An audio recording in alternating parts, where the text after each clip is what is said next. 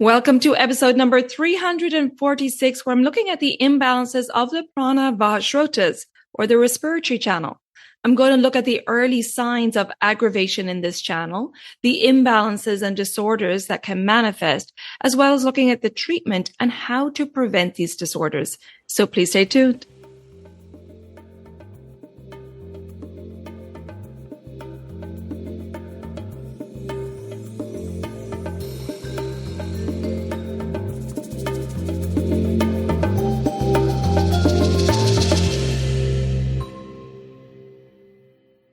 Hi there, I'm your host Colette, and on this podcast I will be sharing the teachings of Ayurveda, yoga, and holistic health practices. Now, if you're new to Ayurveda, I recommend checking out the first couple of episodes where I do an introduction to Ayurveda and the mind-body types. Thanks for listening, and now here's a new episode. This episode is sponsored by Kerala Ayurveda. Are you searching for a natural remedy to support your respiratory health and invigorate your body and mind? Look no further than holy basil capsules, aka Tulsi. Tulsi acts as a shield for your respiratory system, warding off congestions and promoting optimal respiratory function. By enhancing digestion, it helps reduce the formation of excess mucus, fostering clear and unobstructed breathing. Tulsi also has a profound effect on mental well-being, calming the mind and elevating prana. Breathe freely and live fully with Holy Basil capsules. Use coupon code HOLYBASIL24 when you order from keralaayurveda.store, and you'll find that link in the show notes.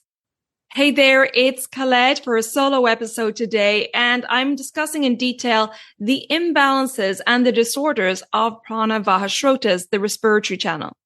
Now, back in episode number 274, I discussed Prana Vaha Srotas.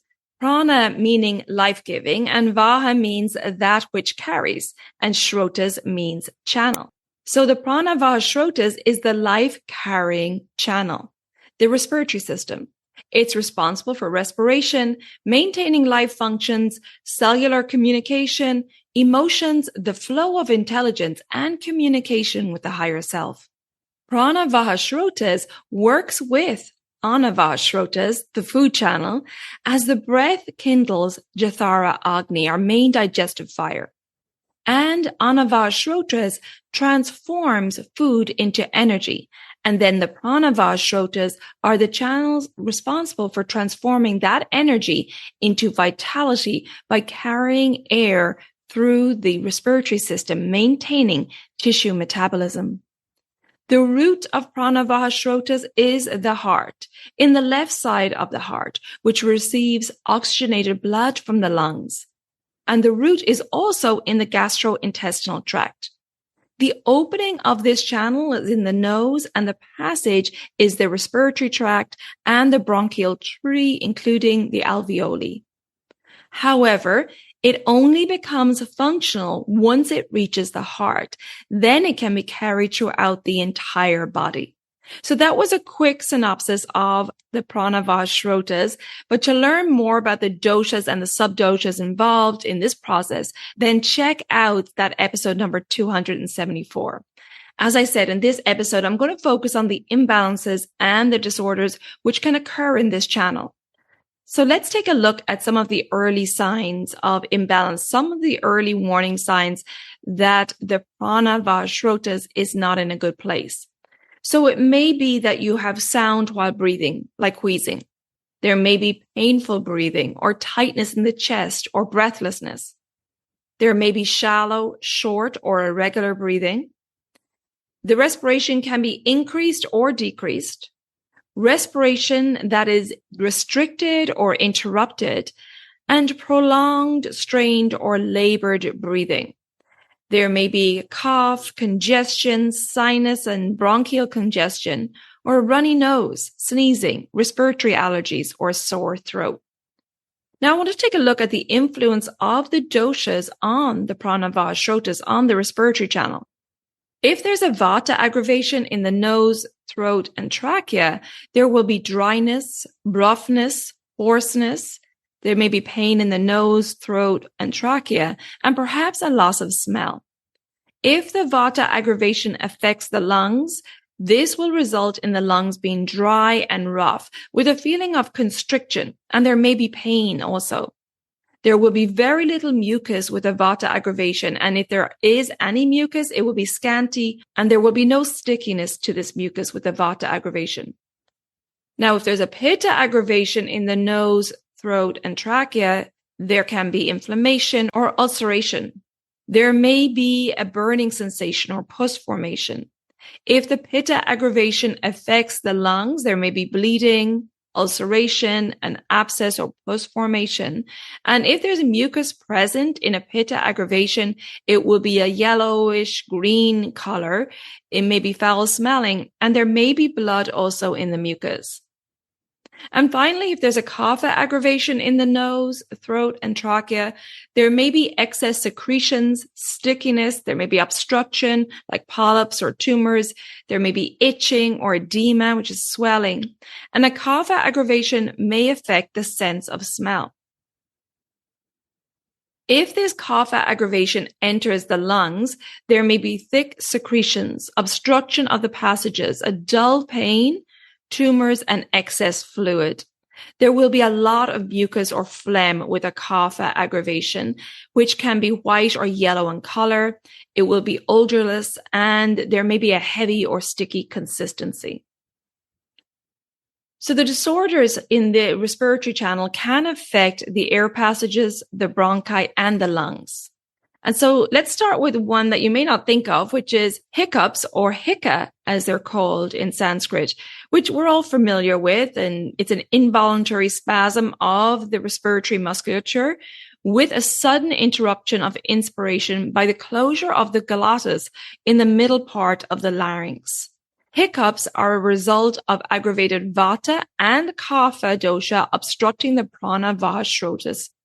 Most cases of hiccups don't affect normal respiration, but in severe cases, they can affect respiration. And in fact, Ayurveda states that it can cause death in severe cases if not treated. The next disorder which can manifest in the Prana Vaha Srotas is kasa, or coughing, as we know it in Western medicine. And this is due to an irritation of the mucosa in the respiratory channel due to causative factors resulting in downward movement of prana vayu being obstructed, and the normal direction is reversed with udana vayu, another vata subdosha, which moves upwards, resulting in constriction in the throat and the chest. I covered these subdoshas of vata in episode number 103, so check that out if you want more information there. There are many different types of coughs, but in general, if Vata is aggravated, the cough will be dry and hoarse, and it may result in coughing after food and at the end of the digestive process, the Vata stage of digestion. There may also be pain in the head and chest with a Vata aggravated cough. If Pitta is aggravated, there may be inflammation, burning fever, a yellow-green phlegm, a lack of appetite due to ama being present or toxins, and lightheadedness and fainting. And then if Kapha is aggravated, there will be a sticky phlegm with a heaviness in the chest. There may be nausea and a slow digestion. So that's how each dosha aggravation may manifest in a cough or kasa condition. Now, if this condition of kasa is not dealt with, it can develop into shvasa, which is a condition where the number of respirations per minute increases, and there is difficulty in breathing due to the obstruction of the Prana Vaha Srotas. An example of this would be wheezing due to spasmodic contractions of the bronchi, inflammation, or an allergy like pollen. And asthma or COPD, which is common obstructed pulmonary disease, are considered in this category of sphasa. Aggravating factors lead to the aggravation of the kapha dosha, which can then block the channel, the shrotas, which aggravates the vata dosha as it can't move freely. And the upward movement of vata results in breathing difficulties. In a condition like asthma, the bronchial tubes tighten and thicken due to a Vata Kapha aggravation, leading to inflammation and mucus, resulting in the air not being able to move freely through the channel. The next disorder is pratishyaya, which is a disorder of the nose, like rhinitis or the common cold, where there's a continuous elimination through the nose. It's usually caused due to a Vata aggravation accumulating in the channels and manifesting in the nose. If there's a Vata aggravation, the symptoms may include frequent sneezing, constantly runny nose with watery secretions, dryness of the mouth, and pain in the nose, head, and temples. If there's a Pitta aggravation, the symptoms may include fever, excess thirst, ulceration in the nose, and a warm discharge with a yellowish color. And if there's a Kapha aggravation, the symptoms may include difficulty breathing, heaviness in the head and body, nausea or vomiting, itching in the nose, and a sticky white discharge. And if this condition of pratishyaya is not dealt with, it can develop into dushta pratishyaya, which can be related to sinusitis and allergic rhinitis, where there's symptoms like nasal discharge, loss of smell, sinus pressure, phlegm, and ulcers in the nose. The final condition I want to cover here is Rajayakshma, and it's considered the king of all diseases, with Raja meaning king and Yashma meaning decay in Sanskrit. It's a long-standing respiratory illness which can come with a low ojas and depletion as a result. This condition can be correlated to tuberculosis and can result from a lack of treatment of the previous conditions like kasa or cough, shvasa or asthma, and dushta pratishyaya or sinusitis. The aggravating factors resulted in blocked channels, leading to a lack of nutrition, which results in dhatu or tissue depletion.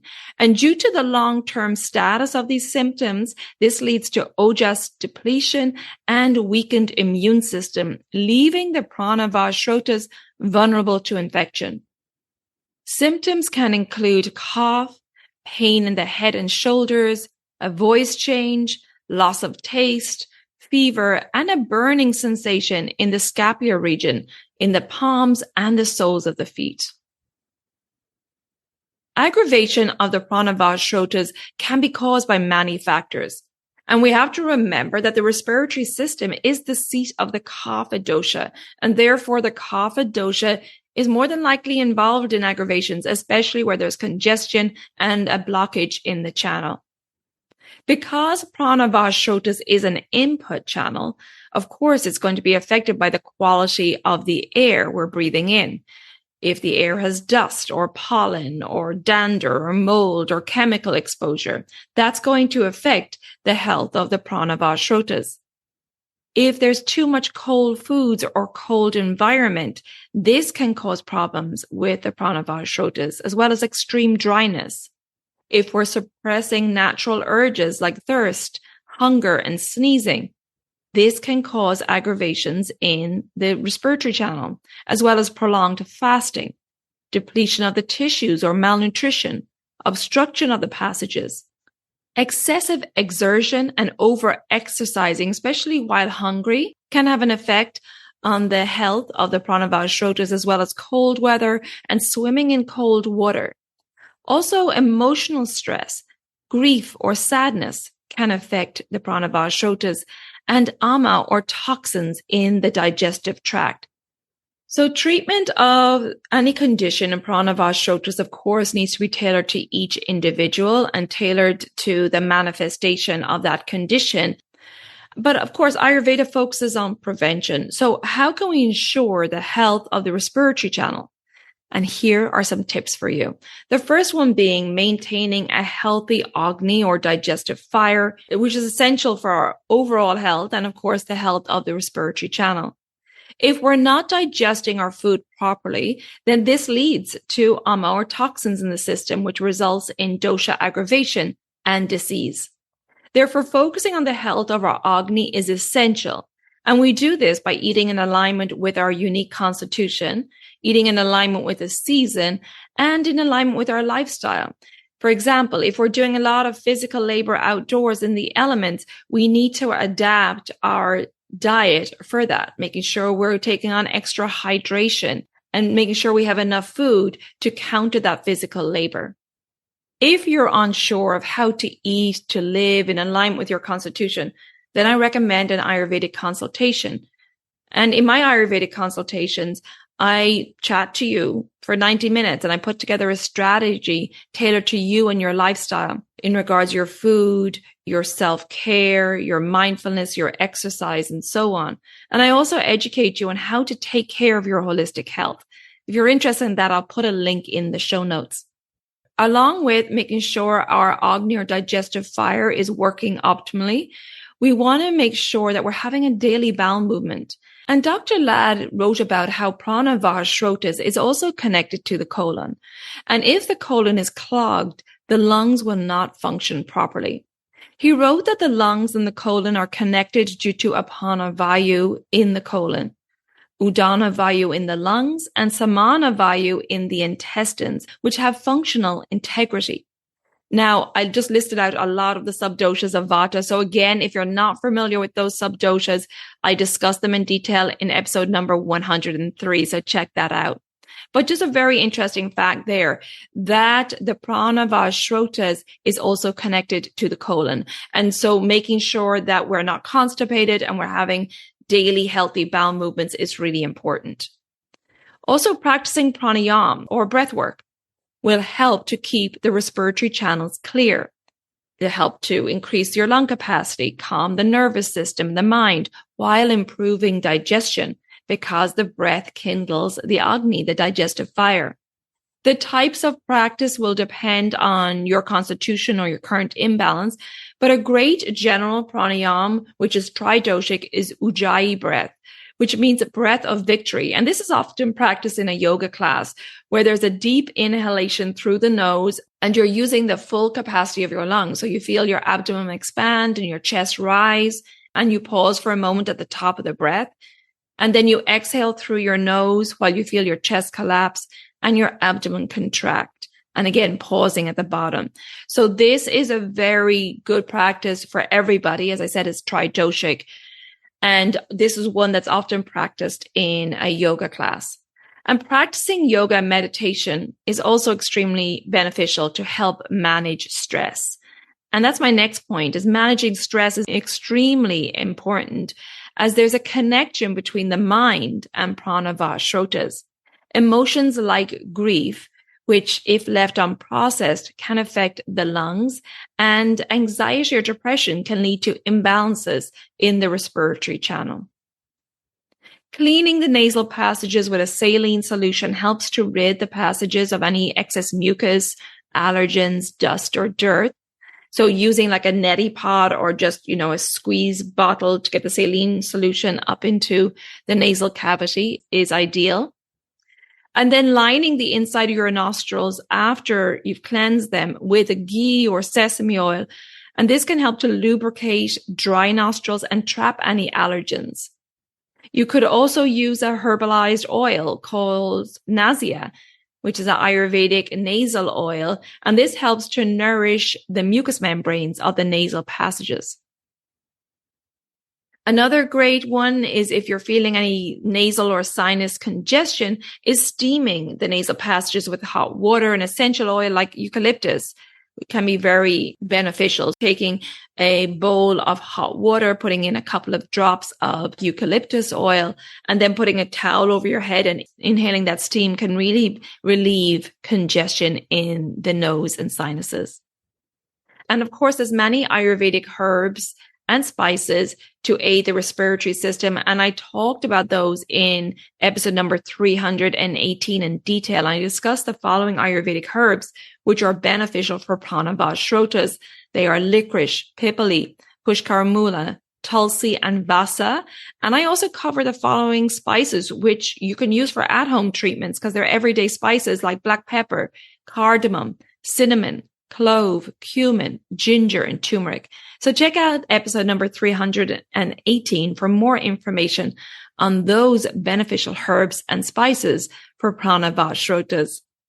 And if you want support on your Ayurvedic journey and particularly understanding how to tailor all this Ayurvedic information to you and your lifestyle, well, then check out my online services. I offer online consultations, as I already mentioned. And of course, I offer my Digestive Reset Cleanse, which is an individually tailored holistic cleanse program to help reset your physical and mental health. And if you like to study by yourself, then I recommend my online Daily Habits for Holistic Health program. It's a 28-day self-paced program with the objective to help you live in tune with the circadian rhythm and educates you on how to become your own healer. So there you go. They're my online services. And if you have any questions before you book, then take advantage of my free 15-minute online Services Enquiry Call. We can hop on Zoom and I can answer all of your questions. You can check out my online services by clicking on the link in the show notes or visit my website, elementshealingandwellbeing.com. So I hope you found this insight into the imbalances and disorders of Prana Vaha Srotas helpful. And if you think this information will be helpful to family or friends, please share it with them so we can spread this wisdom of Ayurveda. And if you haven't already subscribed or followed the podcast, please do so. And the new episodes will automatically download for you. And if you would like to leave a rating and review, I would really appreciate that wherever you listen to your podcasts. Come follow me on social media. On Facebook, I'm under Elements Healing and Wellbeing. And on Instagram, my new page is Elements of Ayurveda Podcast. Thank you so much for tuning in. And until next time, take good care of yourself. Be well and bye for now. Slán go fóill.